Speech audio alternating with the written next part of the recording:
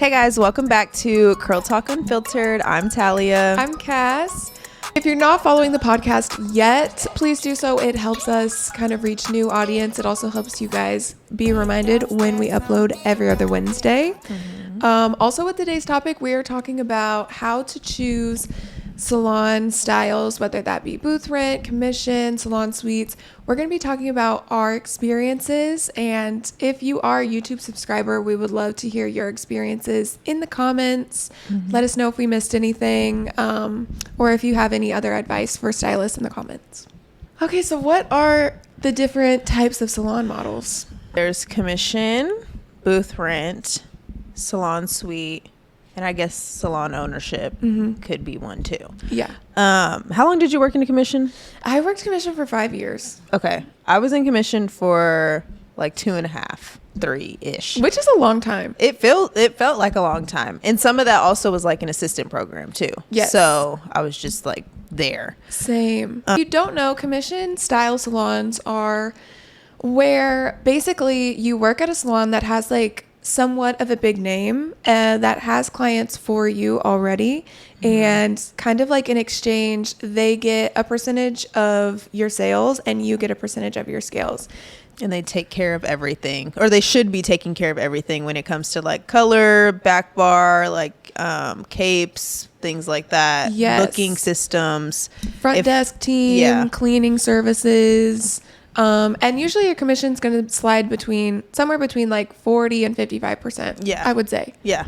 Depending on what salon you're at. And usually there's like benchmarks to like get more commission or, you like know, a leveling system where you can level up in that system. The commission salon that I worked at for majority of my time was a sliding scale. Okay. So it depended on like how much money we brought in was how much money we were it depended on our like percentage, how much we would get back. Yeah. Which I actually kind of liked, but yeah, what was it, if you don't mind me asking? it was, so like if you brought in 0 to like 4,500, you get 45%. If you bring in 45 to 5,500, you get 50%. 55 and up, you get 55 to 60%. Period. Yeah. Okay, Yeah, nice. I think it's something like that. Yeah. And did they also take out like product cost as well? I mean, no, it just went in our, like the half that they got. That was the product cost. That is so nice. Yeah. Okay, period. I know it was actually like a lot. Like looking around the area now, I'm like 47%. No, no matter what. And I think too, like once you build up that clientele there specifically, you should be hitting 55% most of the time. Yes. Yeah. So I sure. liked it. I didn't have like complaints while I was there. Yeah. You know? No, that is nice. At my first salon, we made 40% unless you hit your numbers, and then you made 45%. Okay. And I can't remember what the number was, because it was like once you got out of level 1, you made it every single time, no problem. Whenever you were level 1, you only made it like if you like worked hard, you know. So you got 40%, and then 40% for like your lowest, and then 45. That's just like nothing. Oh my god, literally. Which we got to keep all of our tips, and we got our tips in cash. Did you get yours in cash? They would go on our check unless they gave us cash tips. Yeah. So every tip that we got in cash, and then you let them know how much you made in tips to like yeah. So we really cashed out in tips if you wanted to. Okay. They would literally give us the cash, and then it was like, no, literally, but where's like the money? Yes. What money? It's same for us. Like we would just be walking, like me, if you ever went to dinner with any of us that worked there, like when it came time to pay, everybody's got bricks. Literally. Like, and dang, what do they do? Yeah. And you'd write down, you know, whatever you wanted to pay in. So it just depended. Okay. But yeah, we made 45%. And we got product cost taken out on top of that. Like if you did a deep conditioner, you're getting more product cost, $5. Wait, no, you wouldn't charge the client? You would charge the client, and you would have to pay more? No. Yeah. Absolutely not. So what would you say are like the pros of a commission style salon, or should be the pros of a commission style? Yeah, I think the biggest pro for me was education, like being able, I started working there when I was 18, and I didn't know. Whenever I finished hair school, like I still didn't know how to like cut layers or so it was nice to have a ton of education. We had like an assistant program that we did education like for like 3 months or something, on top of being an assistant for however long. But education program was basically us coming in like once or twice a week, doing a class, and then like taking models all day, showing someone, making them like, they helped us one-on-one. And also I like that I learned everything. If I would have been like one-on-one with someone as an assistant, like in a smaller setting, I wouldn't have learned how to do a perm, how to do pixies, how to like do a men's cut. Just the basic things of like hairdressing. Yes. Yeah. Okay. Yeah. And I think also I loved like how nice it was. Like when I didn't have any clients, like to build a clientele in a salon that was gorgeous, that was like well established, that had a good reputation, that I had a lot of support in, like I just would have never been able to like offer clients that type of environment right out of the gate. Yeah.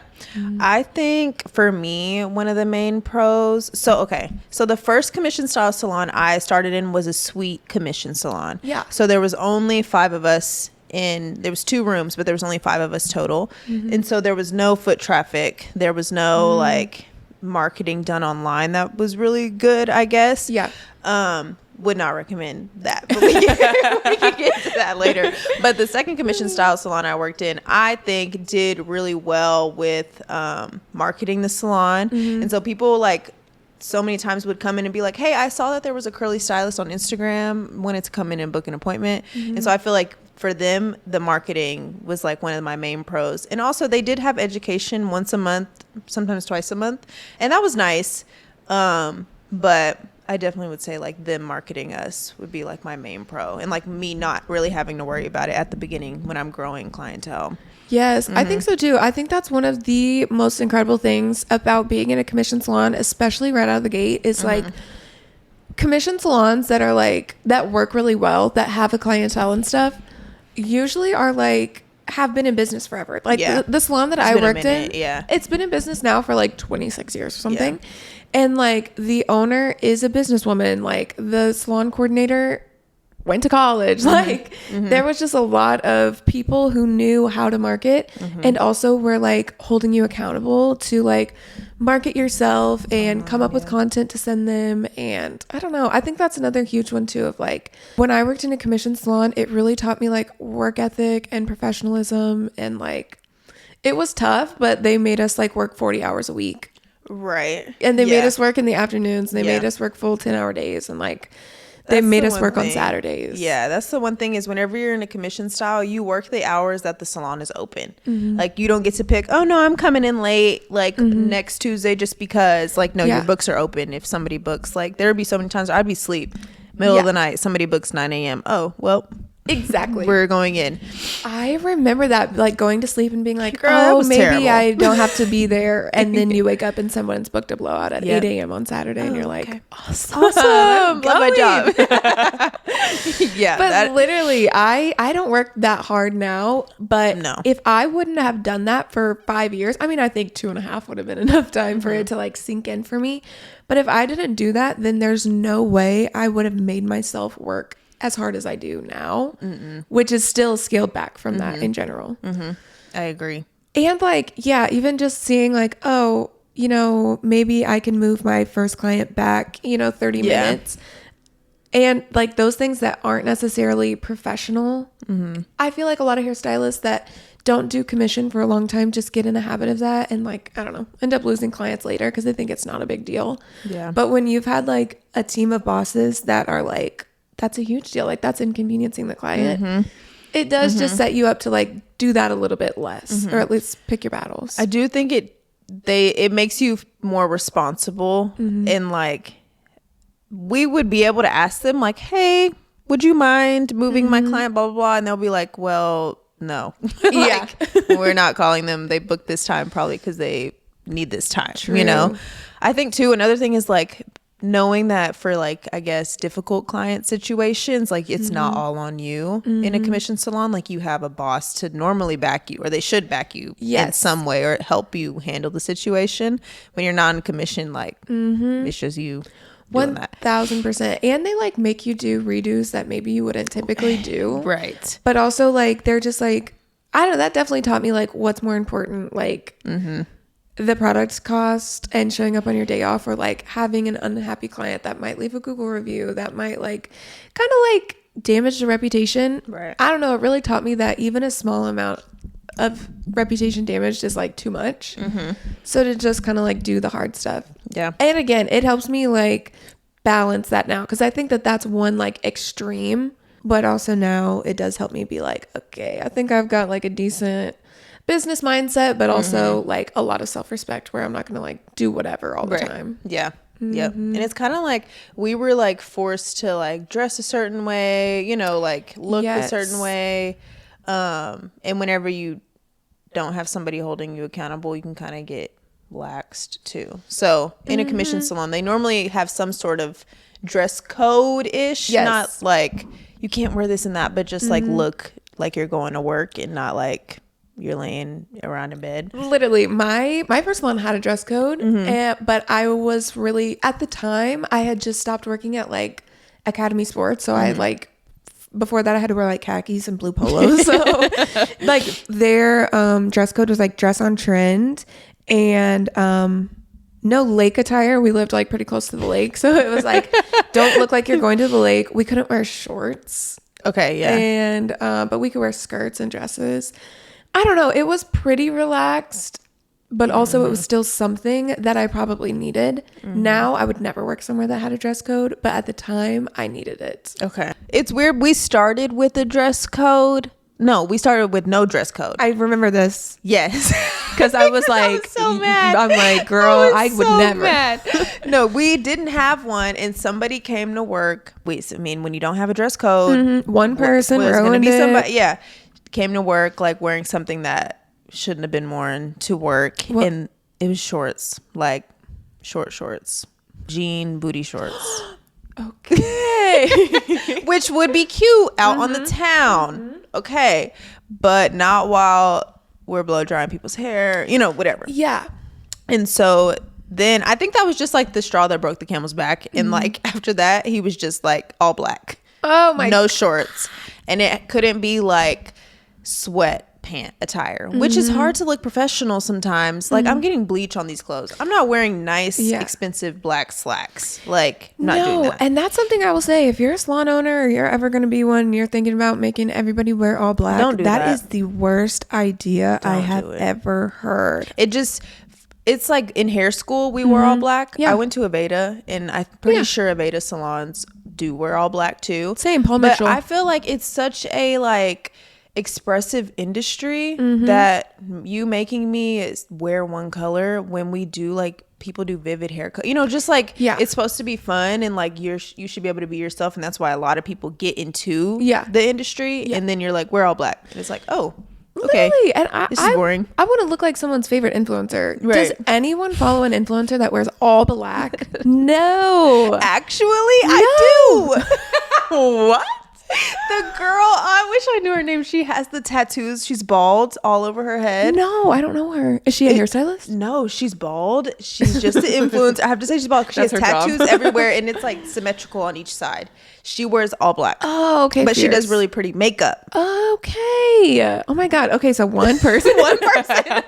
And really she's offsetting that with being bald and having a ton of tattoos and crazy makeup. Like if I do balayage and I do a bunch of normie hair, I don't know. I don't even want my clients to wear black when I take a picture of them. Like, yeah, I'm like neutral tones. Yes. Like, to me, an all black salon, first of all, it's old. Like, it's older people that think it looks cool. Yeah. Because I think it looks more professional. And it doesn't look cheap. Yeah. And like there is no super expensive black clothes. Like other than t-shirts and jeans. Like I don't know. And if I'm wearing a black dress, I look like I'm going to a funeral. Like, and then it fades. See, we could get into all of that. But yeah, dress code. Just like professional-ish. Look professional, look cute. I was wearing hot pink blazers. Right. Like I no looked booty professional. Shorts. But you would think we would all know that. Yes. So but I do wear a short skirt every once in a while. Like I just feel like I cannot diffuse with no skirts on. I've tried. Do you do like a seat? Yes, I sit down. Yeah, I do too. I just cross my legs. And then I put a now I have a over saddle my knee. stool. Okay, me too. I do side saddle. Some rapid fire pros of working in a commission salon, because I know some people are going to watch this that are like, have never worked in a salon before and really need to know everything. You don't have to do inventory. You don't have as much taxes work because you're W-2. You always have a ton of coworkers at work, which is nice because like when you need to ask questions, especially there's early on, there's always people there that are like working. Sometimes if you work, I don't know, if you're commissioned in like a smaller area and you're like the only one at work, you're just like, I literally don't know what to do. You typically have assistants that do all your cleaning and they can help you if you run behind, and you have front desk to do like all your booking and stuff. Yeah, I feel like, I mean, we'll get into like Salon Suite later, but I knew that it was kind of time when I was doing a lot of my own booking stuff. Yes. Like in a lot of my own marketing, a lot of my own like talking with clients on social media, and it wasn't going through the front desk. Like at first it was all going through the front desk, and I really was kind of hands off. But once I like had the like demand, I was like, okay, I'm already doing all this myself. So I'm not really benefiting from paying the front desk to help me. 1,000%. And once you have like a niche that your front desk doesn't necessarily know how to book for, and also doesn't really know how to like schedule for, then I feel like, you know, it's time like, okay, to do your own thing. Yes. And a lot of times assistants at commission salons are helping the double bookers more than anything. So if you're not double booking as well, I remember just thinking like, I guess that kind of goes into the cons of just like, I remember thinking like, part of the reason that I'm paying so much in my commission, you know, they're getting the majority of this, is because front desk, well, I'm not really using them as much, is because assistants, well, like assistants never have time to help me if I'm like running behind. Assistants are helping double bookers like literally make their client tea or coffee or put a cape on them, and like I need help blow drying someone, but they're not helping me because they're not supposed to. They're not your assistant. And my commission, the assistants were assigned to certain people, really. And so if I needed help, I would have to ask the person first if the assistant could help me, which I mean, if they're not my assistant, then I shouldn't depend on them, but it would be nice to have like a salon assistant that helps everybody in that setting. No, 100%. And also, I feel like, well, why, I don't know, then what is my commission going towards? Like, why am I paying?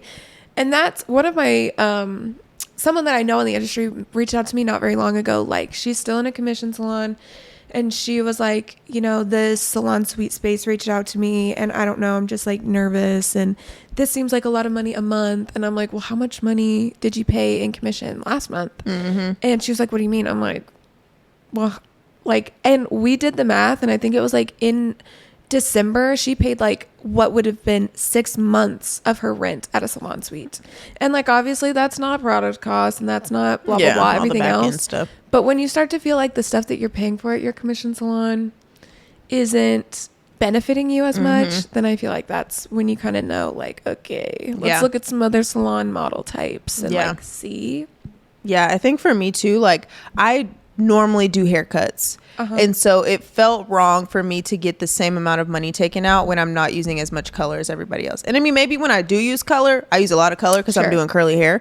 But if I'm doing 5 curly cuts this day, why am I paying for color costs that day? You know what I mean? Like that just didn't make sense to me. And so now I'm able to only get the color that I need. And so it's normally just like buying new product, you know? Yes. And I remember finding out how much like a tub of bleach was and being like, it's still expensive. Don't get me wrong. I'm not saying it's not expensive.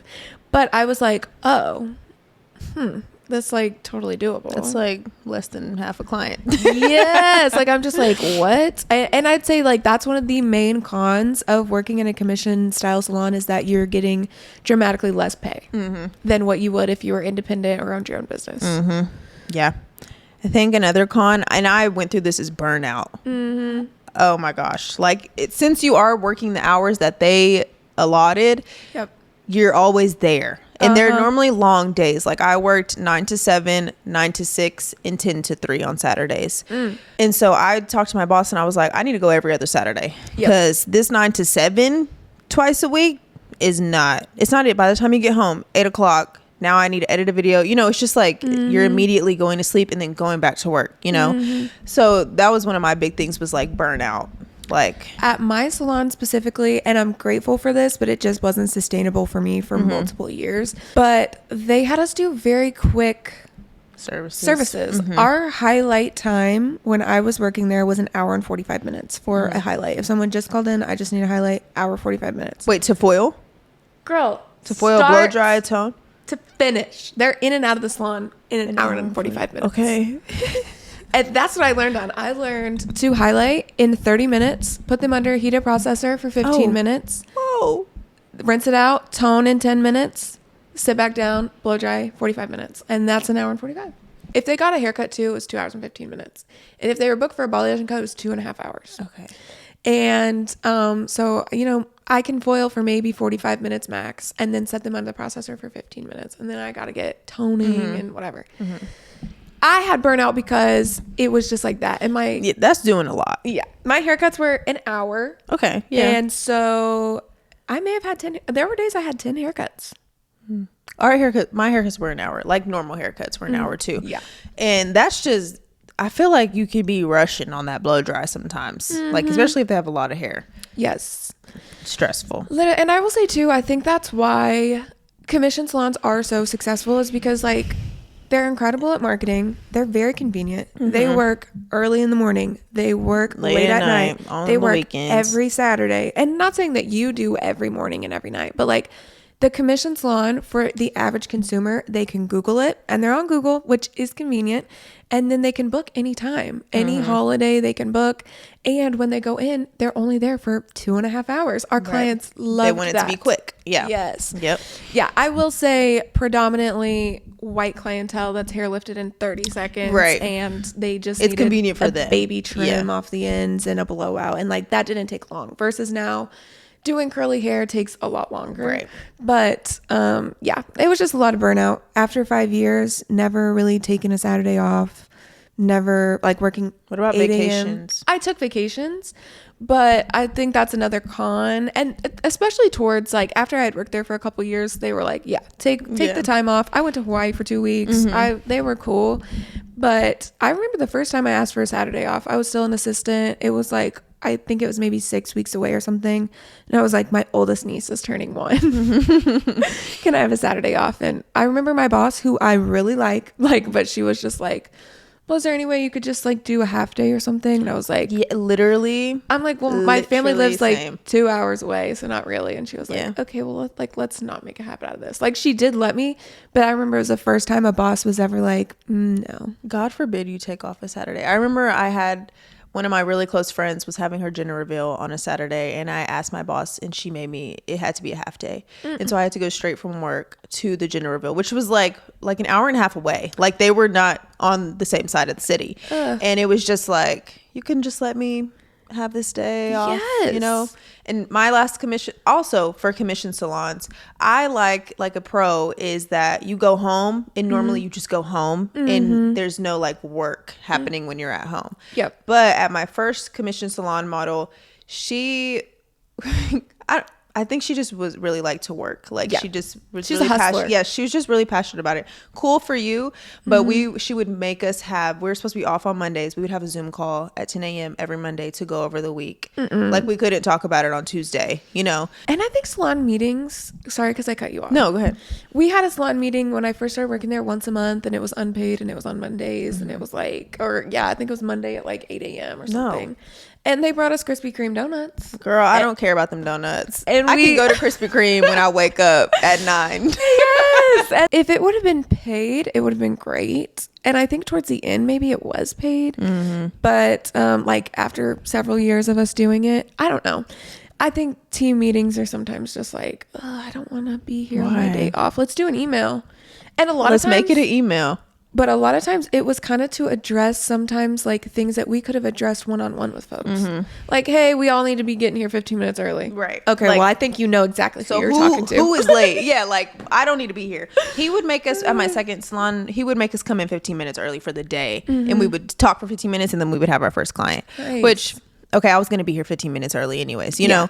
But if it is something that's like just between like about somebody else, do not have me up here, you know, talking about stuff like that. Yes. Okay, let's talk about booth rent. I've never booth rented, so I would love to know. A booth rent, and if you don't know, because I think some people, especially like friends that don't do hair, they're always like, how does your job work? Yeah. Like, you pay to be there? I'm like, yeah, we pay to be there.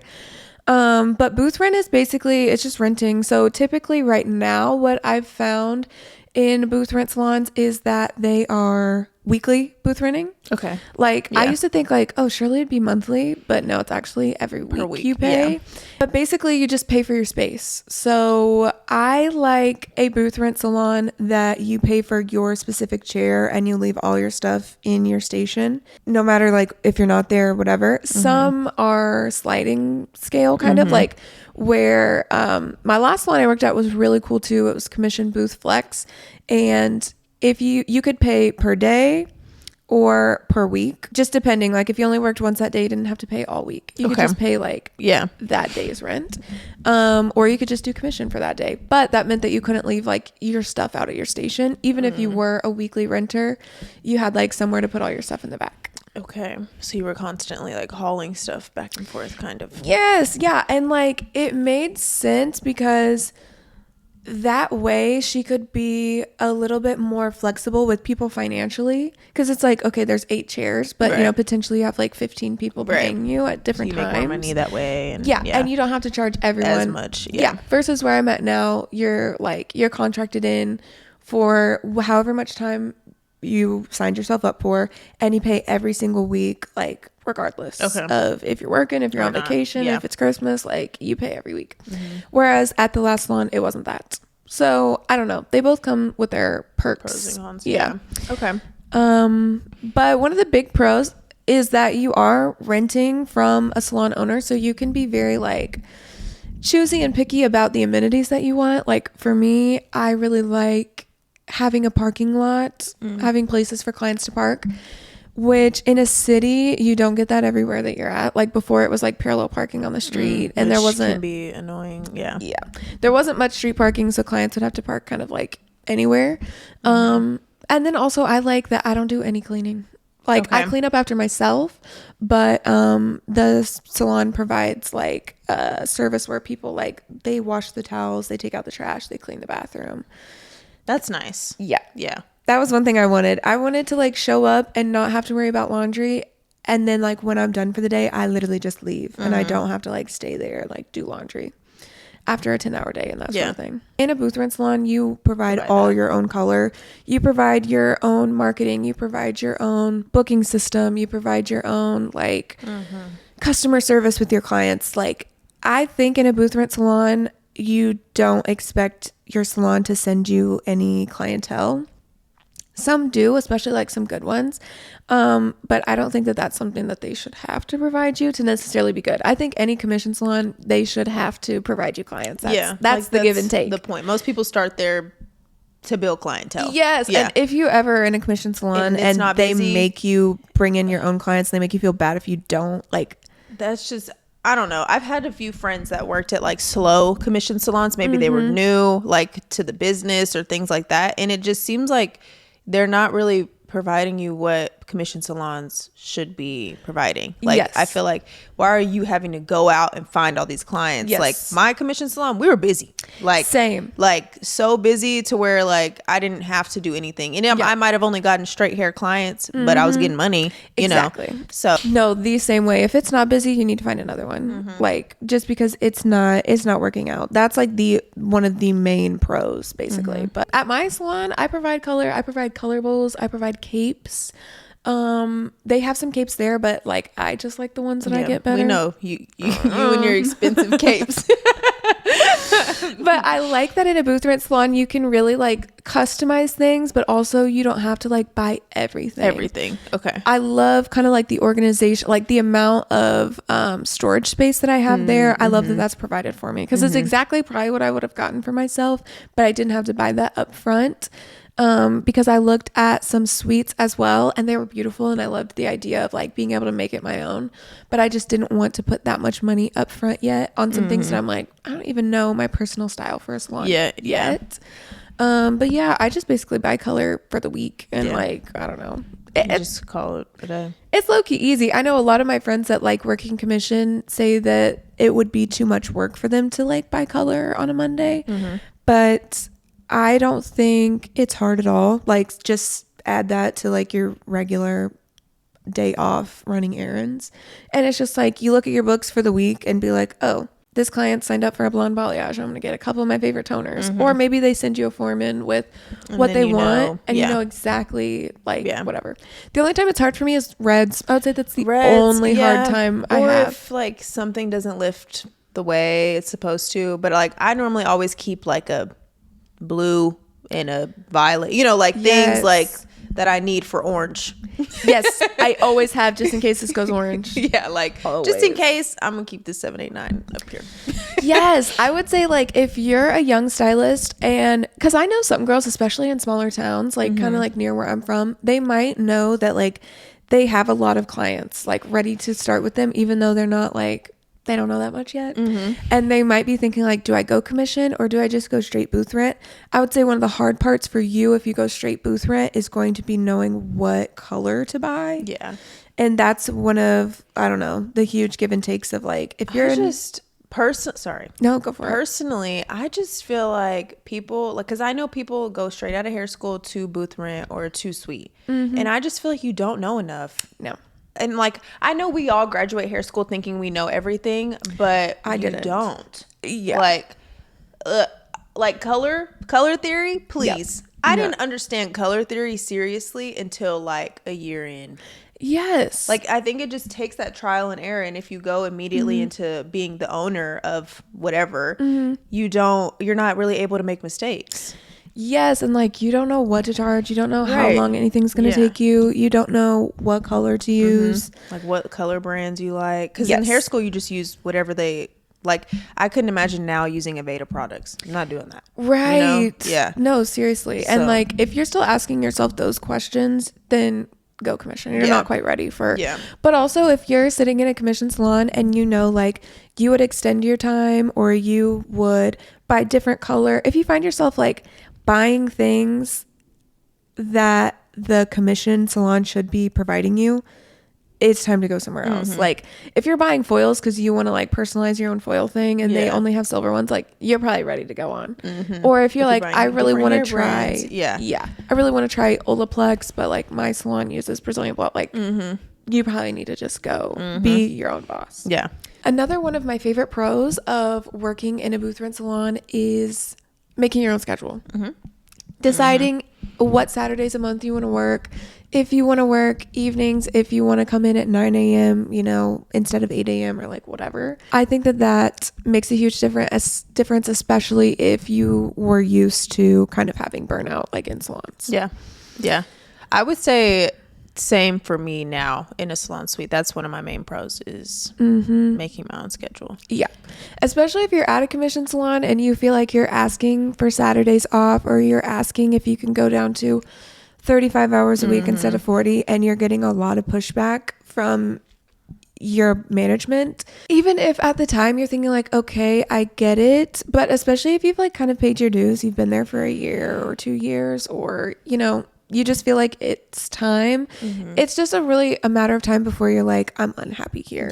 And you'll be like, I don't know why I'm so unhappy, but I feel like a lot of times it goes back to your schedule. So making your own schedule is a huge pro for me. Which brings us into, we want to take a moment to thank the sponsor of today's episode, The Bloom Space. This podcast, Girl Talk Unfiltered, reveals so much of the aspects in the beauty industry done wrong, and Bloom strives to do the same in both the traditional salon suites world and the traditional commission salon models. Bloom strives to create a safer space for independent beauty professionals to thrive by providing effective education and support that allows pros to just come in and do what they love.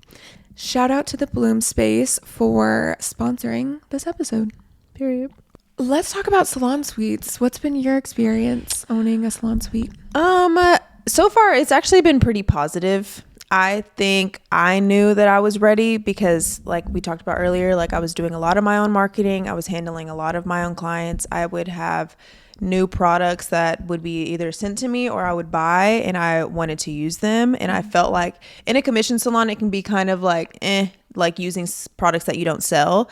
And so I was like, I want to be able to use whatever I want. So that was another like thing for me to know that it was time to go. Also, I think being booked out as far as I was, I knew that I had enough clientele to make that jump, because I think a lot of people just jump into it because they're excited but aren't actually like financially prepared, or like they don't have enough clientele. But like I waited until I was booked out like months at a time to feel like secure in that. What was the process like moving your clientele? You were already booked out like months in advance. I think that's one thing that holds people back is just being like, how, and it's like sneaky secret, and like mine thankfully wasn't sneaky secret. Yeah, I think what helps you is you got all your clientele from TikTok, right? So it wasn't like you were I was stealing. And you know, that was actually something I was nervous about, like telling my boss like, I'm leaving, how am I going to contact all my clients? Because most of the time, if you're not aware, whenever you leave a commission salon, normally you have no more access to like phone numbers or like your clients at all, or your books.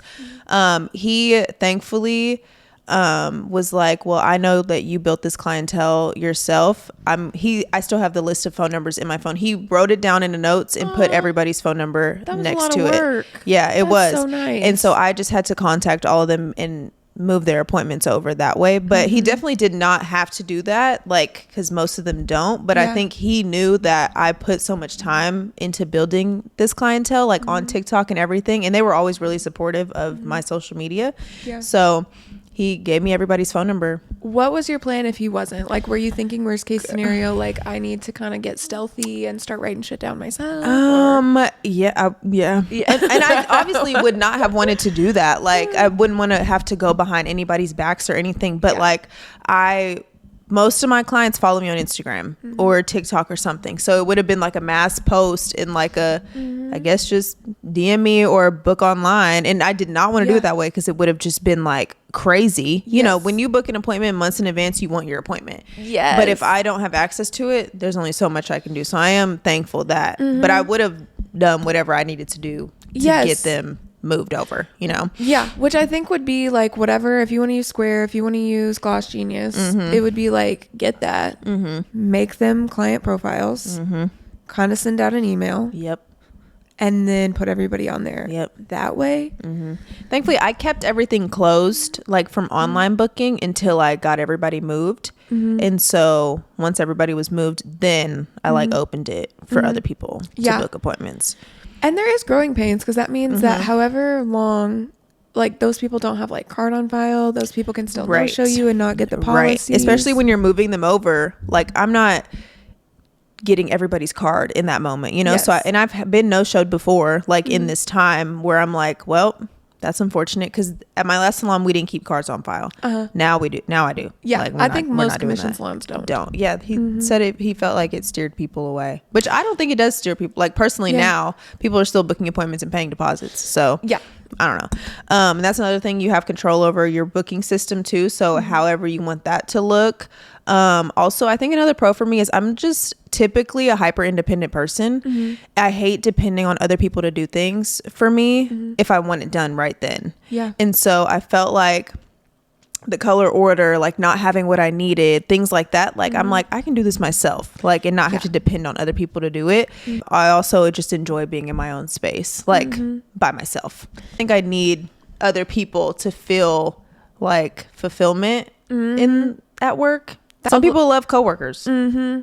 So a lot of, and I think that's the thing, like hairstylists are supposed to be these like outgoing, super social. But there's such a like a real community of hairstylists that are like, I'm introverted, I'm just good at this. And like you talk to your clients all day. Talking to my 5 clients all day, like that's perfect. That's enough. That's great. Like, love talking to them. But there would be times like at my commission salon where it'd be the end of the day and I would just sit in my car and like feel like a vegetable, because I've been talking to my coworkers in the back room, I've been talking to clients, the front desk, my boss, you know, just all these things, and I would just feel like overwhelmed, you know? I would get home from, especially at the end of the week, and I would just sit in my room, lights off. Silent. My friends could be Eyes at my house closed. pre-gaming. We're going out that night, and I'll be like, I'll come out at 9. I need a few hours. Yeah. Yes. Even now, like, I'll come home and I'm like, I need a minute. Like, give me an hour and a half before we really dig into a conversation, because I just don't have it. I think another pro is, for me, like, one of my main things was like setting the environment to what I want it to be. At my last salon, the music was always really loud. It may not have been music that aligned with me, that wasn't relaxing. Yes. There's constant blow dryers going, talking, things like that. And so I felt like I couldn't provide a truly like relaxing, calm experience like I wanted to. And now I'm able to do that because it's my own space. And so like I can play my music all day, whatever I want to listen to, on whatever volume I want to listen to it on. Turn off the lights if I need like a more relaxing time, just things like that. And then it's only my blow dryer, so I'm not having to yell over blow dryers and things like lawnmower ass fuck blow dryer. What are these things, girl? Why is it so loud? Like, get a new one. Oh my that gosh. One's gotta go in the dumpster. Get the Dyson. Yep. Now. Why are they so loud? I don't know, but my Dyson is so quiet, so now anytime I use anything else, I'm like, my ears. Literally, I'm like, I want to talk to this girl and I don't want to yell at her. Yeah, I know. Or like if I have my door open, I'm like, so blah blah, like, and I'm like, everybody down the hall can hear exactly what I'm talking about. No, literally, we've all worked with that one coworker that has no volume control, and it's usually a boy. Like, you know what I mean? I don't know. That was my boss. Oh my god! It's just like always he'd someone be so loud, but like he's just talking, know. Like, I don't know, they're just doing too much. You're like, there's just too much happening right now. Yes. Obviously making more money. Yeah. Like immediate. And did it like shock you? Yes. Yeah. I was my first week. I said, oh. Because now I'm only buying what I need product wise. And so I'm getting a lot more money than I'm spending, and so yeah, that first month I was like, I remember I was talking to my fiance, I was like, whoa, I'm rich. Am I rich? Where are we going? We're gonna buy a house. This wedding's going this wedding top tier. Put it on the card. Here you go. No worries. No, literally. Yeah, no, that was crazy. More money. Yes. But also then now you're more responsible for everything. And so, but I mean, I don't really spend a lot on just like crazy expensive things anyways. Yeah. And so I feel like just being like super aware of how much money you're bringing in and how much money you're spending too is important. But I think I'm pretty good at like budgeting in that sense. Right. And like, I think some things need a budget and some things just you need to feel it out and take account of what you've spent, like know what you've spent. Be mindful within the month. Yeah. And that brings us actually to, before we talk about that, let's read the question. I don't know. What are we calling this? We need a name for this segment. Yes. Let us know what you think the name for this segment should be. But basically, you guys sent us stuff. And so we're, I don't know, answering your questions.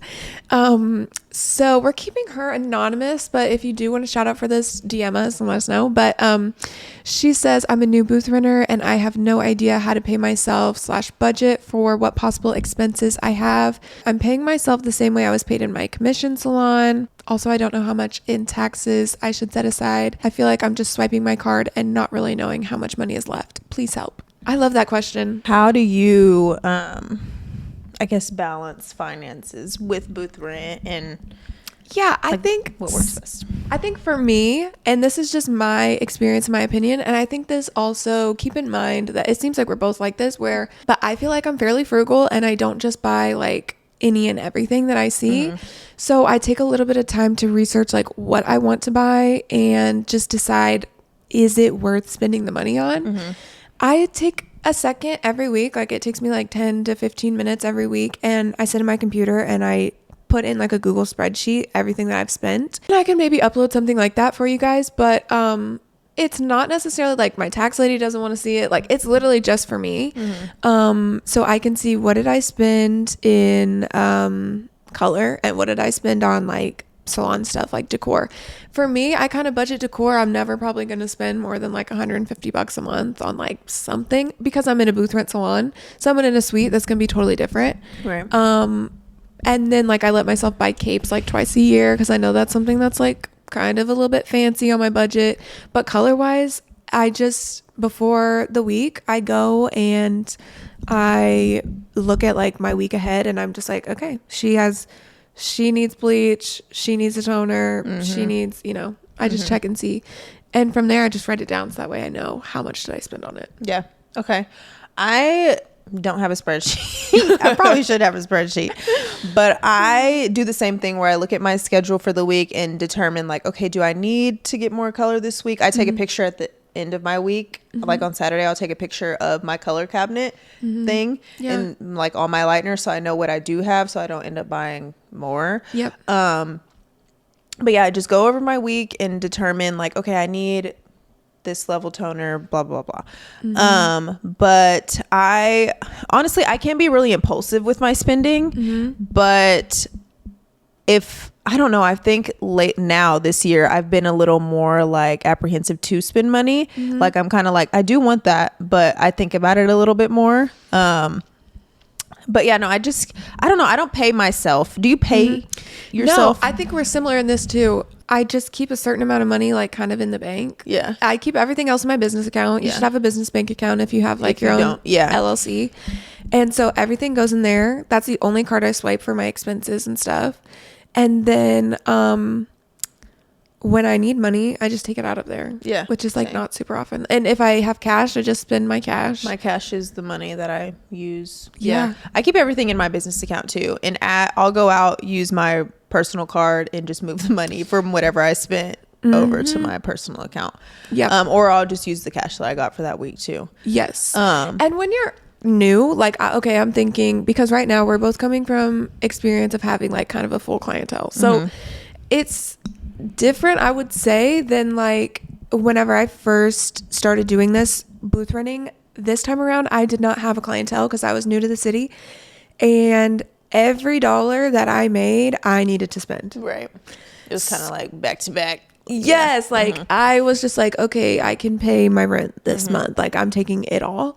But I mean, now that I have money left over, I don't know, I just account like, this is how much I want in savings for my personal savings. That's how much I need in bills money this month. That's how, Yeah. And then I take out my spending as I go.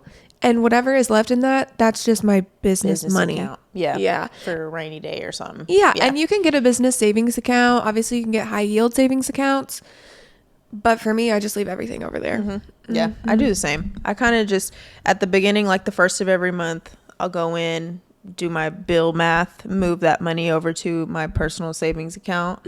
But everything else stays there. And I think too, it's important to not be spending more than what you can bring in. Yes. Like it seems like you have yourself, like you're still doing your 50, like your commission scale. And so you know you can live off the 50% or whatever the percentage is that you're getting. And so then leaving everything else in your business account will keep you from like being like, oh my God, I'm spending way too much money. Right. It'll keep you from being like, I'm going to buy this shampoo. Maybe test it out. Like you don't need all of the extra stuff. Right. Yeah. And it does sound like you're doing amazing. Like leaving that much money, that's incredible. Right. And from what I remember, you're a young woman. Like you're very young. So I think too, she said, I think what will help her is how you have your spreadsheet. Yes. Because she seem organized. Yeah. She says, I feel like I'm just swiping my card and not knowing how much money is left. I think having a spreadsheet will help you kind of like determine, okay, this amount of money for back bar this month, this amount of money for like your rent of your booth space. Like you factor all that in monthly. And so you know, okay, I need to have this much money in this account at all times. Right. Yeah. Because that's really like what I do. It's not a budget. It's just the checks and balances. Yeah. And that's how I started it. Just not like it almost, we always, I think, especially with finances, depending on like your circumstances, it can almost be this thing that we feel like we need to hold like so tight and like be incredible at, or else like we're dumb and like, but really like it sounds like you're very organized. For me, I just like put it out there. I was like, I don't know what I'm spending, but I know like I'm staying above water, so I might as well just see what it comes out to. And then that kind of helps me be like, oh, wow, spent quite a bit. But also, I will say this, because you asked about taxes and we will talk about it slightly, but like in my first year, I did not spend enough money. Like I could have spent more money on my business and had more things to write off. and just potentially like gave my business more money than giving my taxes, if that makes sense. So don't feel like guilty or ashamed or anything whenever like you're spending money on your business, because ultimately everything that you spend your money on should be to boost your business further. So I say go for it. And my advice for taxes is literally just get a CPA. A tax person. Yes. Find a trusted tax person, research, look up like 3 different tax people, call them, ask them what they can do for you, tell them that you're a small business owner, and then they will help you, like, because you need to be making quarterly payments for your taxes. Because if you don't, that will cost you more money in the end. Yeah. I think because taxes can get scary, or they feel scary, because most of the time that's not something we're taught. And that was one of the big things for me, is I was really nervous about the tax situation, because I don't want them to get me. Like, I don't need the IRS coming after me. And so like thankfully, like my aunt is a financial advisor, so you know, talking to her, and that was one of her main like keys of advice, is to get a CPA and have them handle all that kind of stuff for you, so you don't accidentally do something wrong and then like now you're owing all this money that you weren't expecting to owe. I love that Gloss Genius. That's what I use as my booking site. Tells you like whenever you just swipe over like year to date sales, how much money you've made this year. And that for me, especially last year, was the year that I was like, oh my God, I'm making more money than I thought that I would make, like significantly more than the year before. And I'm looking at my bank account going, where is the money? Oh my gosh. What happened to all the money? Yes. You have to keep track of it. Yes. Because it is really easy to just spend. And I don't know, like growing up, I've always been this expensive person, but now that I have the money to do the things, it can be easy to just like, oh, I have it. I know I do somewhere. So I'm gonna just swipe this card. Yes. But you have to take control over that and like not list it out or something. I think what comes with that too, like being a little bit older, is like now I have like real goals. Right. So if you're trying to save some money, if that's part of this too, you know, I feel like I keep swiping my card. Have some goals. What do you want? What's your next step? Either business. I'm sure you're saving up for a wedding. Like I'm saving up for some vacations. Like have an idea of like, what would I rather try out this new hair mask, or would I rather put that back potentially to like buy something else, to save up for my own salon, to save up to move into a salon suite, like whatever. Yeah. But yeah, hopefully we hit that good enough. That's sincerely what we do. Yeah. So. That's what we got. We're not overthinking it. This is literally what we do. But if you are a stylist and you have tips on that, I'd love to hear other people's tips, because I'm fairly new to the salon suite world. And so always learning new things too. Yes. Yeah. And I feel like there is a lot of misconceptions about changing salon models. Definitely. Yes. And there's a lot of people that like, you know, they start commission and then they go to something a little bit more independent, and then they might decide that they want to go back commission, or they go salon suite and they decide they want to go back booth rental. There is nothing wrong with that. Yeah, no. Because I mean, you're not going to know something doesn't work for you until you do it, and it doesn't work for you. And then you're like, okay, well, maybe I do need like a more structured environment where somebody else is the head of everything. Yes, like there is no one salon model that's better or worse than any of the rest.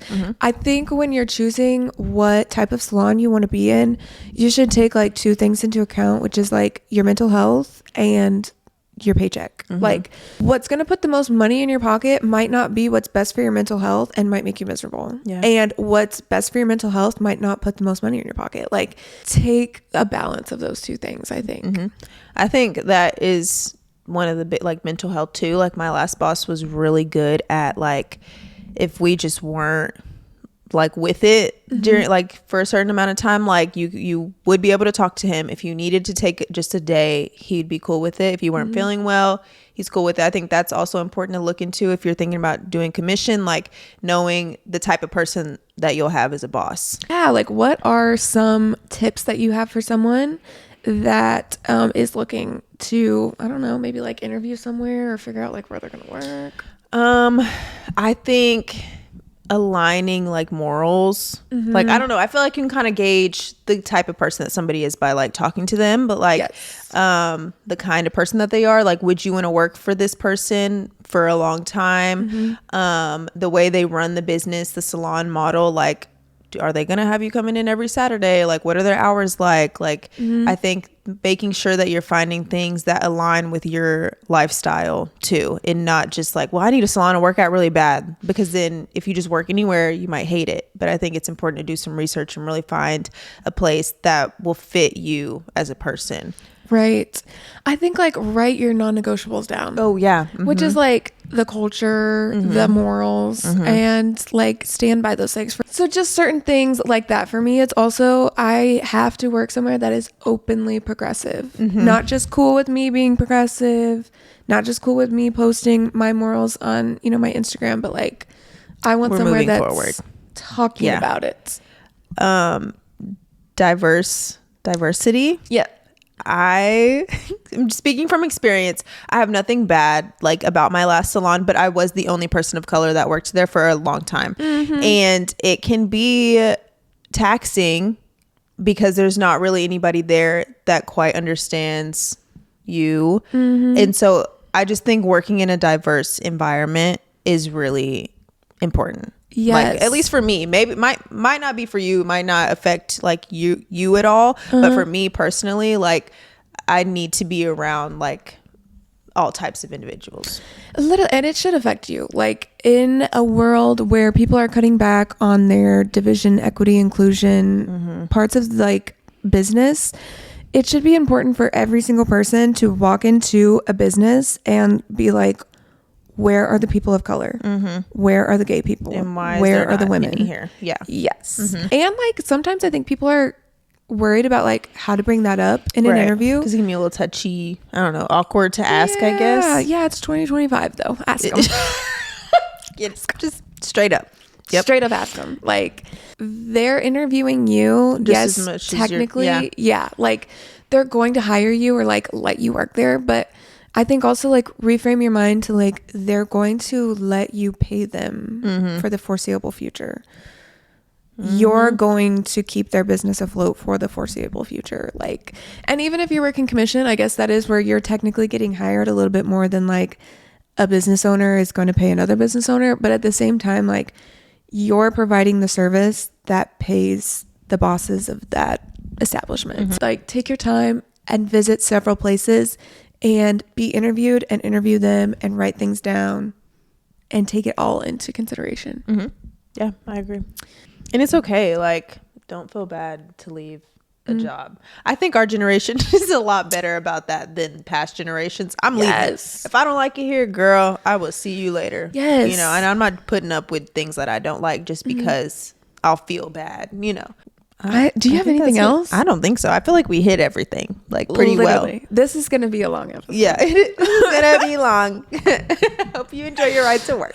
No, honestly, your rides to work. And listen home. to this over several days. So seriously. But no, we would love to hear like anybody's opinions on like maybe if you did go booth rent and then you went back to commission or salon suite back. If you're like a suite owner, salon owner, I would love to hear like all perspectives. And like maybe tips that you have for newer people in the industry, as well as I love hearing like maybe horror stories. Me too. Or yeah, like, send in some horror stories. Tell me about the first time you were an assistant somewhere. And they can be anonymous. Yes. Like, we're not gonna say your name. Oh my gosh, yeah, you can DM us or you can comment. But yeah, we'll talk to you guys in the next one. Bye guys. See you later. See ya.